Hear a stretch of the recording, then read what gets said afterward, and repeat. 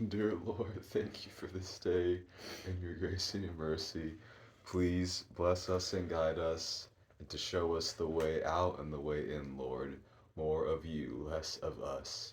Amen. Amen.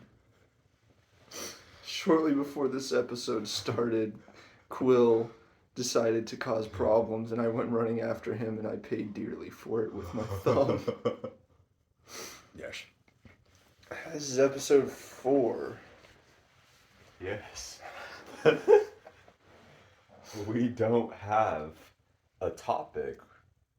We will find it along the way. Yes, we're Yeah. trying to, instead of present to y'all, we're to speak to us. Yeah. I think I will open with one, presenting type of thing. Yes. Presenting type of jib. Jib will be our word of the day. Yeah. It has occurred to us that our tone is, like Jace said, kind of presentational. And I think it's more E if we have conversational tone. Yes. E. So, also, the Bible teaches that those in a position of teaching are given more responsibility and will be judged more harshly. And while we do want to share what we know and spread wisdom that we may have, I also want to be very discernful of what I am speaking on truthfully and what I am just sharing my perspective on, though I could be false, I could be wrong. Yes. So, things that we have said are our perspectives. They are not necessarily the entire truth. It is what we believe to be the truth, though I will not act as though I am a scholar with the Bible or that I know every verse and every supporting context that goes behind every verse. I don't. So I've shared my perspectives, but if I have said things that may be incorrect, which I don't believe I have, but it is not impossible. I just want to be clear on that. But rather, I just want to put in, the light or the perspective of our lives and how certain teachings have applied to us. Yes. Rather than just sit here and say, don't do this, you should do this. Hell! Yeah. Yes, we're not teachers. End of note. We're not pastors. E. And if you think we're wrong, just go read it for yourself. E. Yes. We will still probably cite verses and stuff, but yeah. That's just to give our perspective on things. Yes. E. Yeah. So that said, you said you have a question for me. Yes. The first one. Mm-hmm. What's your favorite jib? My favorite jib? Yeah. Not favorite type? Type of jib, yeah. Narrow. Yes. Is that what you wanted me to say? No, but I haven't heard that answer in a long time. That's the answer. Yes. Yeah. I love... What's your favorite type of jib? Right now, airplane jibs are very cream. I can answer your question better. Mm-hmm. My favorite current type of jib is book jibs. Yes. Yeah. Yes. E. What makes a man a man? A lot of different things. I think I have an answer that may not be a popular answer. Mm-hmm. I think to be a man is to be terrified, but you do it anyways. Have you seen that clip and it's labeled your drunk uncle dropping hard lore on you at 5 a.m? Maybe. This is some old white dude just walks in and this dude's sleeping. He's like, "What's the difference between a hero and a coward?" And the kid sleeping, he's like, "Nothing. The hero decided to run in a different direction than the coward." And he's like, "Yeah," and walks away or something. Interesting. Yes. Why do you ask? A human co-worker of mine at work where I work at. A co-worker at work where you work at. Who's also a human being and also a human woman too. Shout out Kaylee if you're listening to this. She asked me, it was a rhetorical question, I think. But it was what makes a man? Because when you're 18, That's when you're 18. when you're 18, you are legally an adult. If you're a boy. You're legally a man. E. You could go off and fight in war and die and stuff, but there's like that is a man, but then there's also like a man who's like Uh-huh. not like outdoor stuff or just man stuff, but like that's a man. You know what I mean? No. I didn't really. A man is a man that goes to war, or a that's a man. Side note, y'all, I'd suck at explain. Well, I don't suck at explaining things. I suck at explaining Are you things. saying that I suck at understanding things? I suck at explaining things because I just say things. You can't explain it. You understand, yeah. Do you know what I mean? No, I don't. Why don't you know what I mean? Because you asked me what a man is, then you Uh-huh. said a coworker told you about how A human coworker who was a female. human, not a non-human coworker. Yes, those exist too. Yeah, they told you that a man either goes to war or is just. No. She was like, there's like a man and a man. I forgot what her her word. Okay. In Black Panther, M'Baku was like, "Look at this Wakanda, just a Is boy." M'Baku Vespa? Is that him? Vespa. Yes. Yeah. The big boy, and he's like holding up the T'Challa. He's like, "Look at this, not a man, but a boy." E. Um, What's the point here? like T'Challa is a man, E. but like to M'Baku, he's a boy. Even though like M'Baku was insulting him and stuff. E. E. Like, what makes a man a man? So all that just to ask me the same question I've already answered. Yeah. I. Like an E man Uh-huh. will have wisdom and discipline and stuff. Yeah. But like legally, a man is just a boy, but older. Male of 18 years or older. That's the legal thing. E. I think. Well, I've told you about this before, but in dreams I've had, it's like the strongest version of myself, like being a leader, being bold and daring and brave. But all the while I was doing those things in these dreams, I was terrified, and like I could feel it inside, like it was just pure fear. But I didn't care; it didn't overrule me. E. I think one of the biggest parts of being a man is just the ability to overcome fear in all things, whether it be fear of like there's a shooter and you don't want to get shot, or whether it be fear of your wife is cheating on you and you don't know how to proceed. Any fear, being able to like overcome that, I think makes a boy into a man. E. E. Fear is the mind killer. Yes. Yes. I used to believe.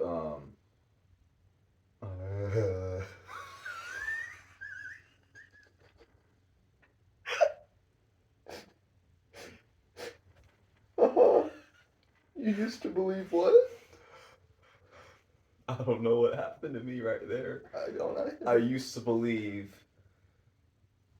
My favorite verse is Psalms 23. It's just a short little chapter of Psalms, but.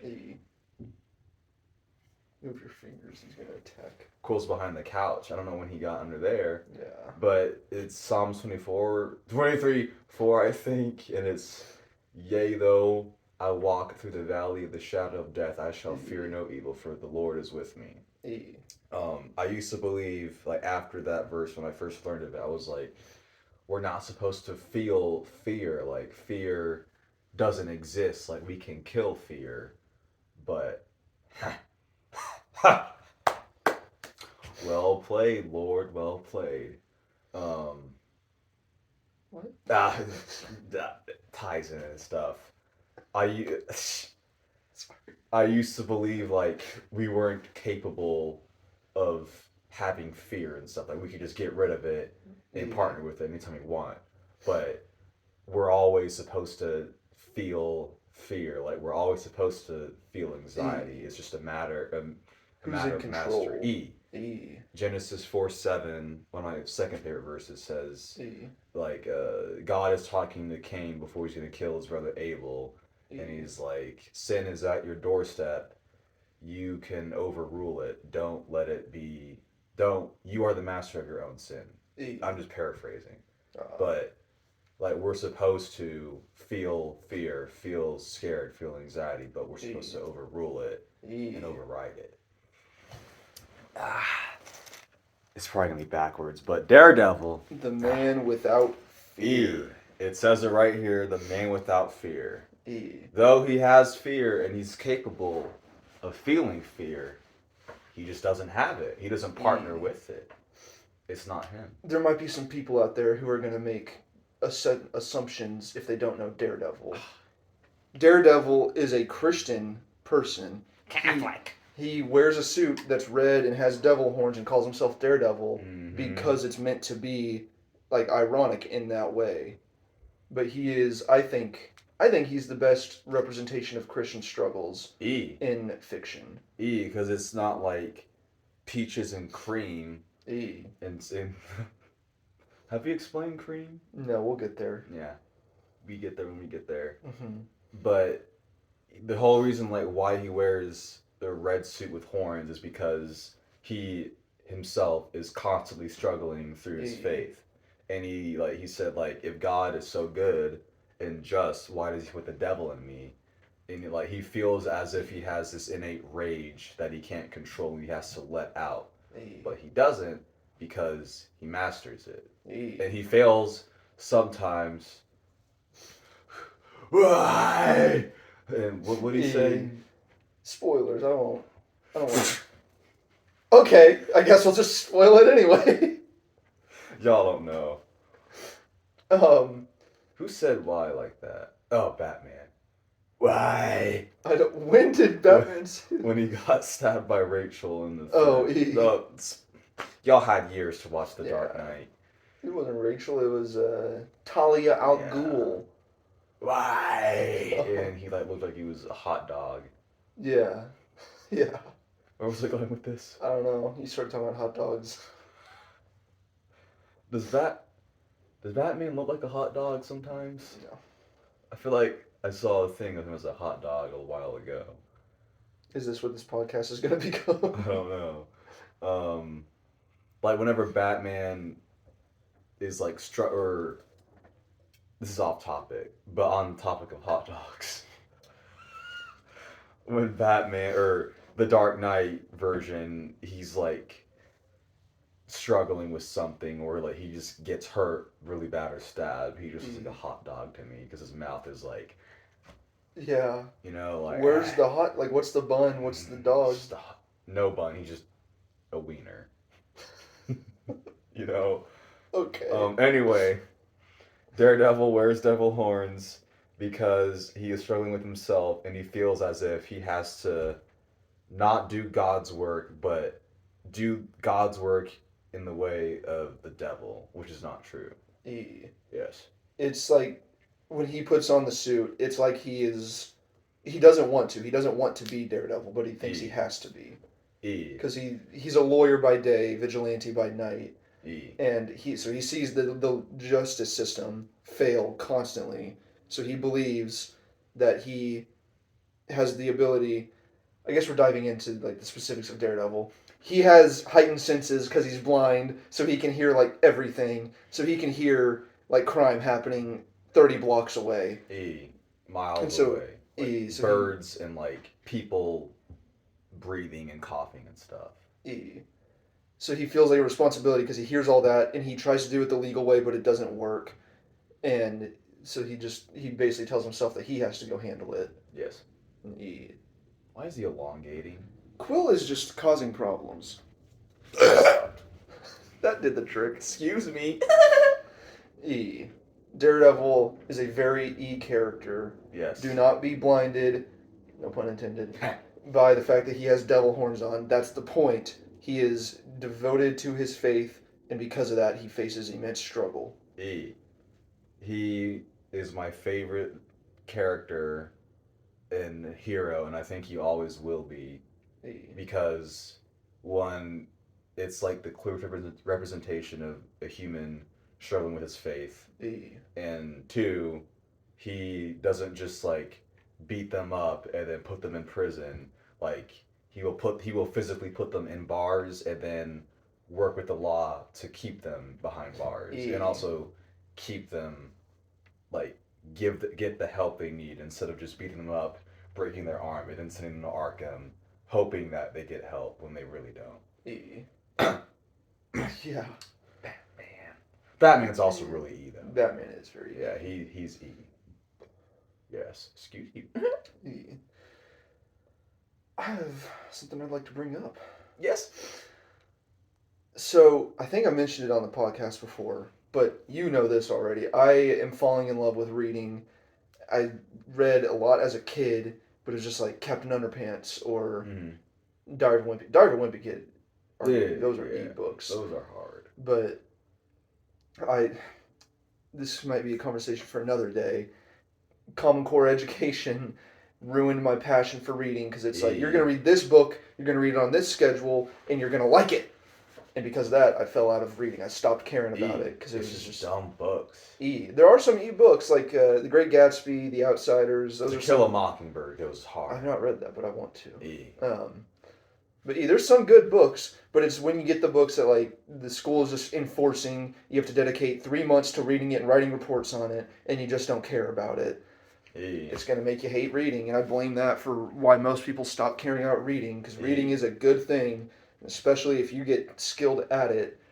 It's better for your brain, it's better for your eyes, and it's just a good practice to learn. It's fun too. It exercises your imagination, your creative juices. You get the flowing of the juices. Yes. That said, the current book I'm reading is Halo: The Fall of Reach.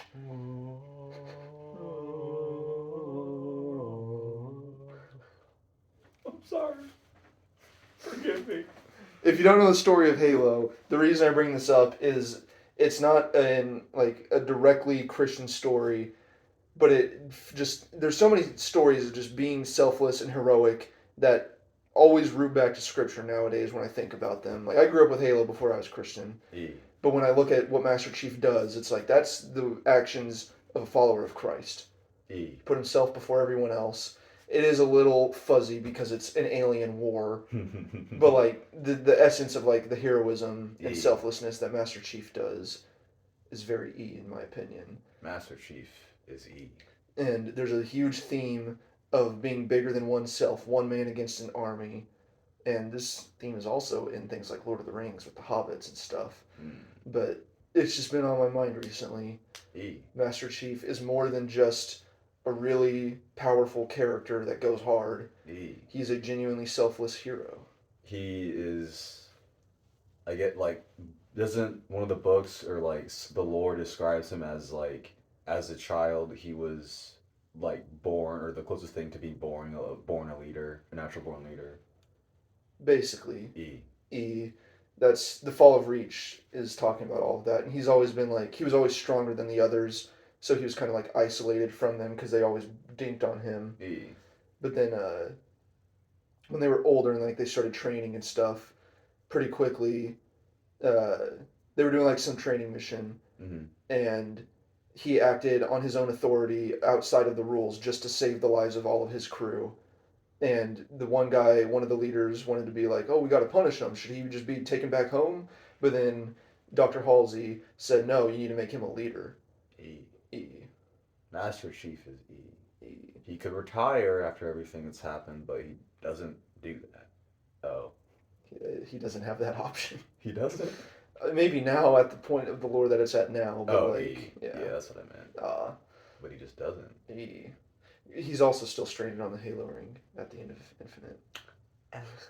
He could retire there. He could retire. Nice. Was it Halo 2, the Covenant attacked Earth? Or Halo 3? Halo 2. E. E. Halo 3 is E. The Halo video games are very yes. E. The lore goes hard. Like, it's not just shoot, but it's one of the first like true lore built video games that they ever did. But I bring that up. I wish I had some verses off the top of my head. Mm. But when I see selflessness, like I see in Master Chief, it makes me want to be a better Christian. Like I see him doing those things, and it's like I want to be that kind of a warrior for Christ. Does that make sense? Yes, he just answers the call E. and just jumps head first. Giving the Covenant back their bomb. That's what he said. And he dove headfirst with a bomb just because that's what he had to do. I need a weapon. Yeah, you should play Halo if you haven't. We gotta replay Halo. We're going to. Yes, we should do it legendary mode. No. We should do that. Maybe. With all skulls on. Are you stupid? We should do it. Do you know Halo 2 Lasso is one of the hardest challenges in video games? The end mission? No, the game. What's Lasso? Oh, is that Legendary all skulls on. We should do it. That's not a thing you just do. We can try. It can take us a few years. And fail. It will take us a few years. What's the Bible say about trying and failing? Definitely not to waste that effort on a video game. I don't know.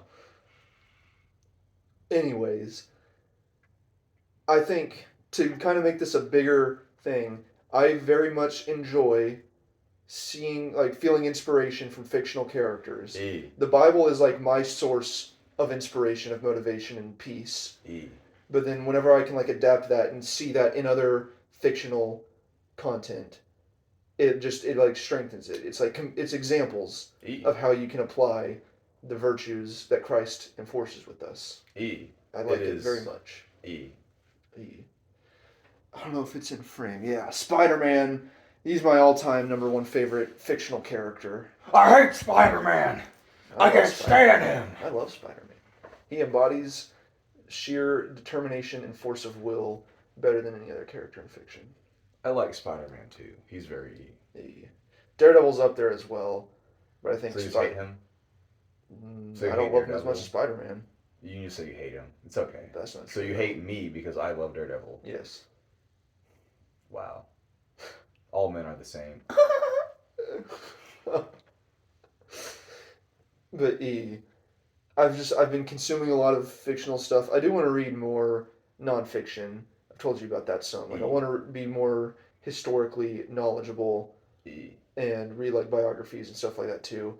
I just haven't felt the drive toward that yet. Mm-hmm. But another book I read recently was Way of Kings, and there's stories in there that are very deliberately like, I think the order in which you read things is kind of what dictates your perspective. Because I've read scripture and I know what Christ calls me to do, I now see that call through these fictional characters. Where a lot of people, I think, see it as like demonic or like it's not of God, therefore I should never look at it. It's if you read the book first and you don't know God, then you're gonna worship the fictional character. But I worship Christ, I worship God, and because of the things He teaches me, I can just see stoic examples of these teachings in fictional characters. Does that make sense? Yes. I'm going to talk about Daredevil a second. Yeah. Daredevil is E. Is that? Yeah, no. But like one of the things, like I said, he struggles like with his own innate desires, and yeah, I was. He struggles with his own innate desires. He just struggles, but he also is a very hopeful person. And spoiler alert for those who haven't seen season 2 of Daredevil, you're not missing much in the second half of season 2. Anyway, he is talking with the Punisher, and like they're conversing, and he's like tied up. And if y'all know who the Punisher is, he's a dude that has the big white skull on his chest. You've probably seen it on cops or big trucks. No one should wear the logo of the Punisher. Punisher is not a good dude. He has good intentions, and he's an anti-hero. He has good intentions, but he goes about it in a devilish, villainous way. So Punisher, he's a Marine. I think he was a recon Marine, and he got back from his deployment. Like the next day, his family all got killed, and he holds so much resentment and hate, and he's been hunting down and murdering the people who were involved. And he hunts down like gangbangers and just other villains and stuff. But E. why are you looking like that? Nothing. But he'll just find someone who he thinks he's better than because that person did more evil than him, even if it's like 0.1% more evil. He E. just gives it as he's, oh, that means I can kill that person. He just uses that to justify his own acts. E. And in the scene, Daredevil's captured by Punisher, and you want to act it out? I don't. You be Daredevil, and I'll be Punisher. Okay. Where you start? Well, we're kind of paraphrasing. E. I'll Put my hands behind my back because I'm locked up. pretend to be blind too. Maybe that's offensive. I don't know. But no, pretend to be blind Yeah. because we love Daredevil. Oh, you see, Red. I pretend I'm learning again. You see, Red. I'll put them down and they stay down. You just beat them up. Oh, so you just put them in the morgue? Yeah, huh? they stay there. I don't put them down. believe- They stay there. You don't believe for a second, Frank, Ah, that don't guy give me who might have that. done it, Don't might have give me done that, Red. a lot of bad shit, maybe even lived a lifetime of it, but you don't believe for a second he's got an ounce of good in him? Nah, don't believe that, Red. When I put them down, they stay down. I know they will never hurt anyone ever again. End scene. I don't remember Ah, anything else. But Punisher, in that conversation, Punisher will permanently solve the solution, while Daredevil, I mean, it's not permanently, but Daredevil will actually wants to fix people. Like Negating redemption. And Punisher, he's like, you just like put them in bars and then they get out 2-3 months later, the same thing all over again. But Daredevil like gives them a chance at life again. He says, I give them a second chance at just life, while Punisher just destroys them and no chance at all. Any little light Punisher sees in them, he just snuffs it out and kills it forever. Punisher, theoretically, in a way, what he's doing is a final end to this person's evil, but it's also an end to any good they could ever do. That's not what God teaches us. That's not what Daredevil fights for. Just because you have the option to see, if you only look at it through the lens of, I'm going to permanently take away this evil, but you just ignore the fact that you're also taking away any good this person might do in the future. That's not the right way to handle it. Certain things happen. There's been cases where, like, a father's daughter gets murdered and he murders the murderer. I can't condone that, but I don't blame that person. But there are people out there that also just seek hateful lashing out because they view somebody as worse than them. And that ain't how you're supposed to do it. Love thy neighbor. If you see somebody sinning, giving into evil, don't support it. And if they're committing crimes, lock them up. But help them to find God. Help them to find redemption. Because think, how much better would it be, let's say you became a monster and started murdering people. How much better would it be whereas I could just kill you and be done with it? How much better if I could redeem you, introduce you to God, and then now you go on to live a fruitful life and you bear good fruits? I would take the latter. You're actually fixing the problem. E. What's his name? The big guy who's like, he's a country singer. He's kind of fat and he's like, burr, burr, burr, burr, burr, burr. Oh. Is it Jelly Roll something? I don't know. I don't listen to country music. He's a country music artist. His name's like Jelly Roll something, and he was like doing a congressional hearing, and he's like, for years I sold drugs to people and destroyed my community. I was a part of the problem. Now I want to be the solution to it. What is the point of sniffing out the light completely in people and then just even like not even like doing physical acts to them, but just judging them like that. Like, oh, that person will never come back to the light. He'll never be and stuff. Removing a problem is not solving a problem. It just becomes a problem later on, or a problem for someone else.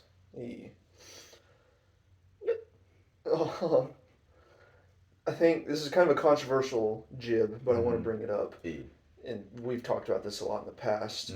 It's the predator catchers that go out there, and you've probably seen them on YouTube or TikTok or wherever, and all they do is they just go and find somebody who they do the Chris Hansen thing E. where they text a person pretending to be a little kid or whatever, and then they go bait catch them them. and stuff. E. Some of the predator catchers are E, like Gideon, and I forgot this dude that he works with, but like they will have a bunch of documents of that person and then not like hurt them or anything. They'll like make them eat a taco or something, or make them eat pizza or whatever. And then they call the cops and actually fix the problem. E. E. I guess I for some reason have to make this clear because people can't seem to differentiate things. Pedophiles should go to prison. Yes. They are not okay. It is not something we should ever condone or support. It is evil, disgusting wickedness. E. I pray for their souls that they may one day be redeemed, but their actions are evil. I do not support it in any way. Yes. With that said, don't return evil for evil. Oh, cancel him! Cancel him! Apparently now I'm defending them. No. All I'm saying is I think catching predators is a good idea. I think senselessly beating them who are defenseless and not a threat to you is childish and immature. All I see is these big buff dudes that have all this anger and wrath inside of them that they just can't let out. So they're like, oh, here's an easy target that I can get away with. Yes, and they just go and assault this random dude who's broken on the inside who needs help, but instead you're just senselessly beating him. One of them, they like threw a dude off a bridge. They like lit a guy on fire. It's insane. I don't know why people are like, they deserve it. If they deserve that, what all do we deserve? If God wants to destroy all evil, he would start with you, me, and whoever's watching in the YouTubes. Because we are all evil. We all have evil desires. We lie, we cheat, we steal, we sometimes murder. What is good? No one can be good. This guy named Ray Comfort. Yeah, Comfort. You know that guy? No.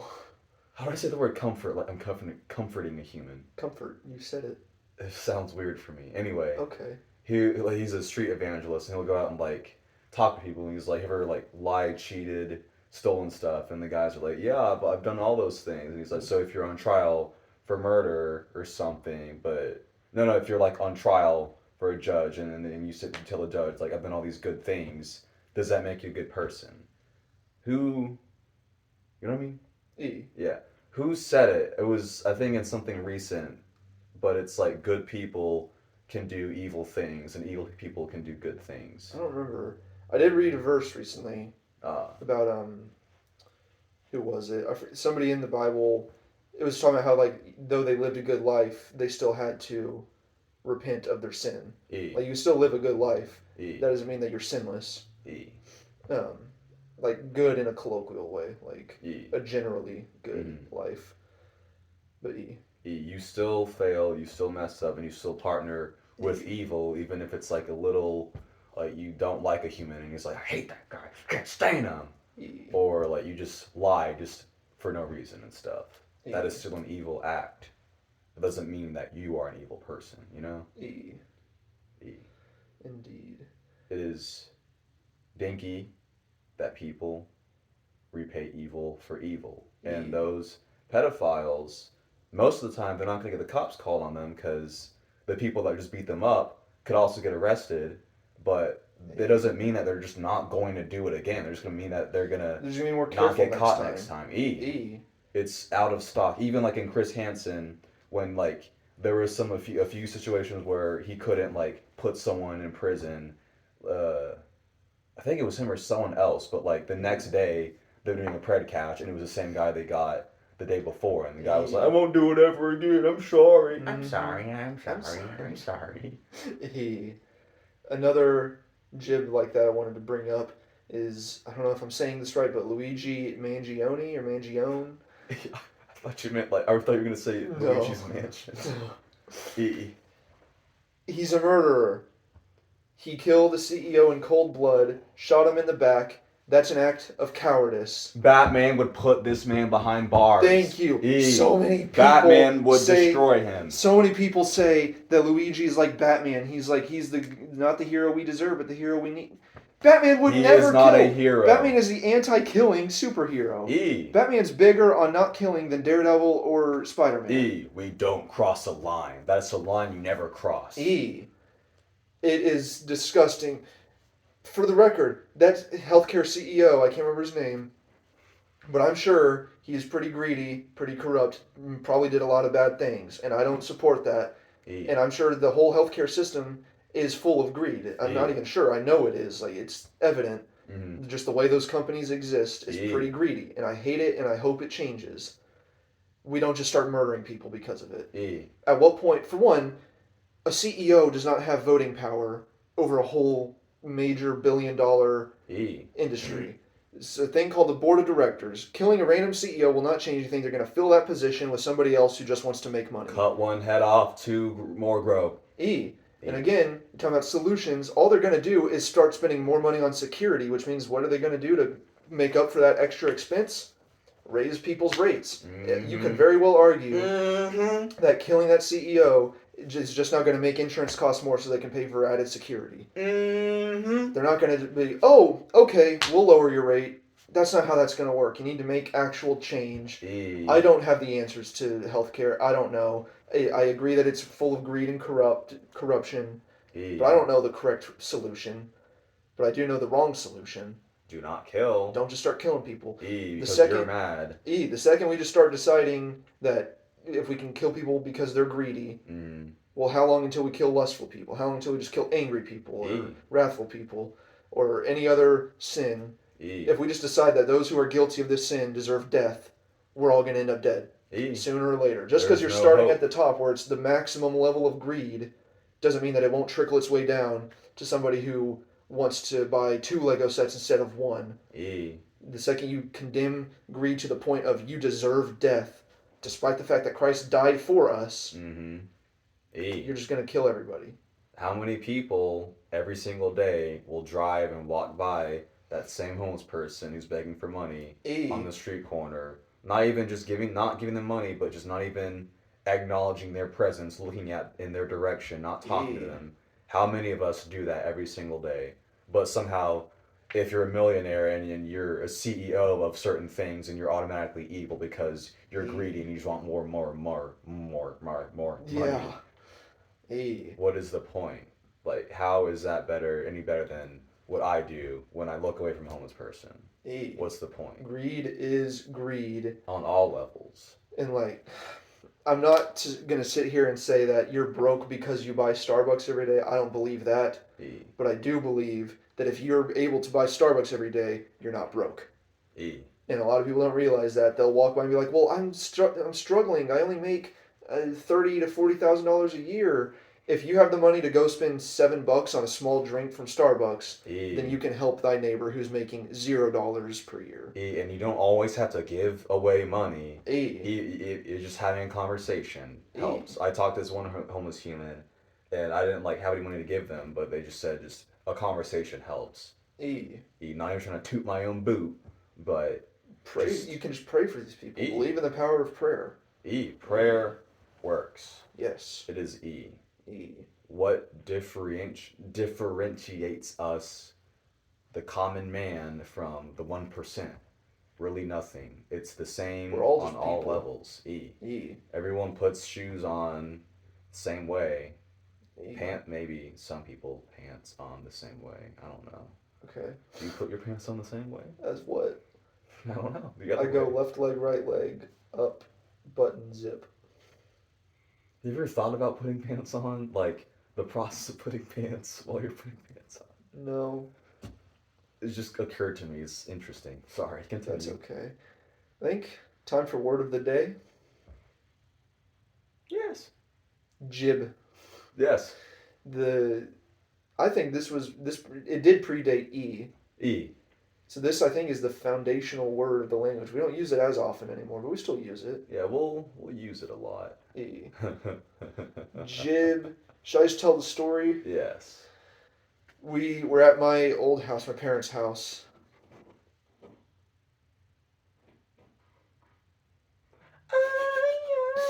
Sorry, guys. Quill.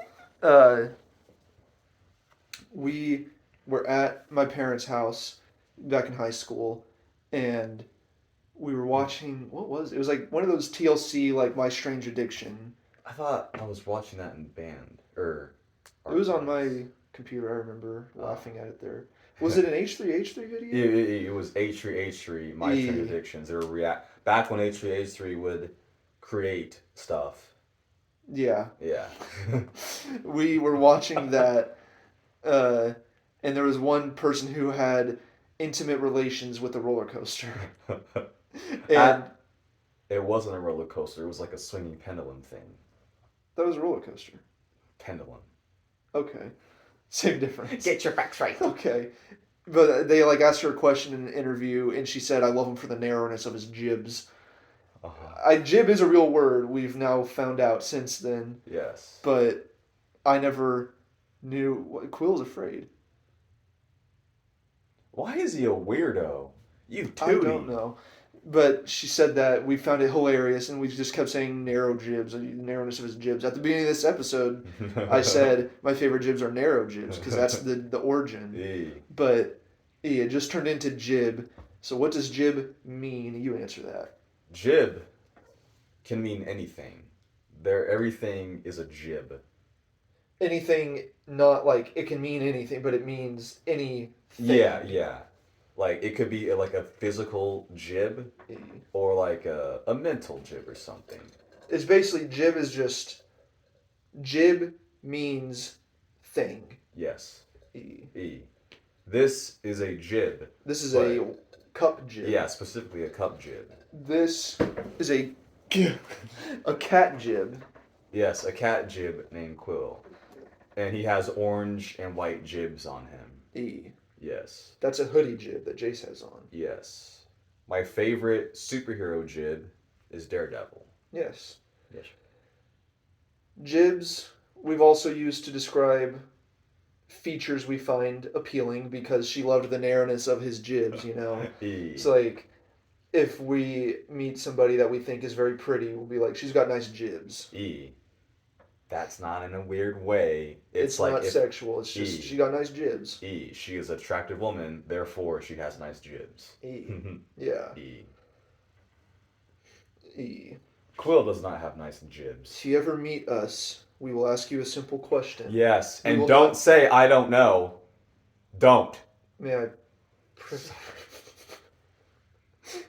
The question will be, what kind of jibs do you like? As Jace has made it clear. Yes. Don't say I don't know. I think we will turn and walk away from you. We're not Depart from me, we never knew you. Sorry. We are not famous, but let's pretend we are for a second. If you want our autograph, you can't get it without answering that question. But yes, jib. So you might hear us say like, oh, I've got a jib later this evening. That means I've got plans tonight. Yeah. Or I've got a church jib. That means I've got a church event. I got too many jibs going on in my life. Just jib means thing. Cole's being a little boy. Yes. I think I have spoken. Don't do that. Two nights ago, I was watching Sopranos, and Tony Soprano said, "Well, you don't like looking at my jib?" And I laughed because he said jib. Jib. Yes. Jib. Jib is jib. Jib has been said in The Last Airbender, and you'll get to it. Okay. And many other things. Jibs, yes. Many other jibs. Jib. I think we're at E time. Thank you all for watching. This is the right plugins. Yeah. Follow the Rising Sun podcast, titled The Rising Sun Podcast on Spotify, but on all other platforms it is The Rising Sun. We'll have our links in the bio of this as well. Yeah, do the link jib. The link jibs, yes. As we say every time, we're still new, still figuring it out, and we would love criticisms. Yes. We would love encouragement. Feedback, Mm-hmm. or if it's anything like in scripture you've heard that you want us to give our perspective on too, just like stuff to talk about, that would be very So leave us a comment or even DM us or email us. All of those links exist as well, and like we will actually respond because it's not like we have a million followers. Yeah. Cole's biting me. Stop. Love nibbles. E. Yes. Thank you all for watching. What an E day this has been. It has been very E. We got jibs done. Goodbye. Goodbye. Rising Sun signing off.